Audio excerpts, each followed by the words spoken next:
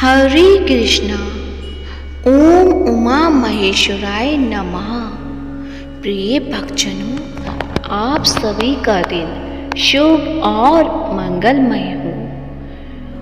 आज की इस वीडियो में आप सुनेंगे भादो मास की कथा अध्याय 7, जिसमें आपको एक बड़ी ही दुर्लभ कथा सुनाऊंगी।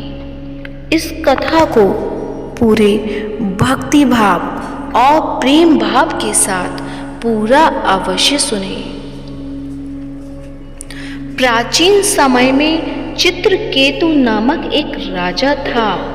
वह बहुत धर्मात्मा, प्रजापालक और दानी था, परंतु उसके पास एक भी संतान नहीं थी। राजा और रानी संतान की कामना में बहुत दुखी रहते थे।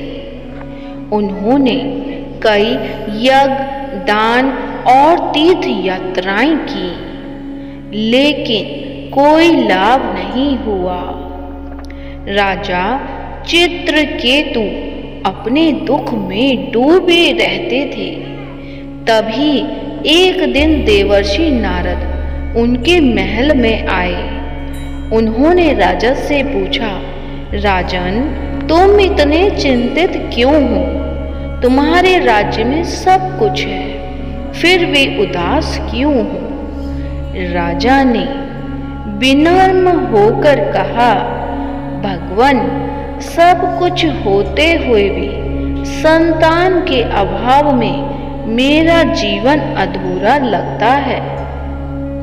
नारद जी ने कहा, हे राजन, भाद्रपद मास में भगवान विष्णु का विशेष व्रत और कथा करने से सब मनोकामनाएं पूर्ण होती हैं। इस माह में विशेषकर हरि नाम स्मरण, तुलसी पूजन और विष्णु सहस्त्र नाम पाठ करने से पुत्र प्राप्ति और पापों से मुक्ति मिलती है। राजा ने आदर पूर्वक यह व्रत करने का संकल्प लिया। राजा रानी ने पूरे भाद्रपद मास में प्रतिदिन स्नान कर भगवान विष्णु की पूजा की, तुलसी की माला अर्पित की, दान पुण्य किया, व्रत कथा सुनकर प्रसाद ग्रहण किया।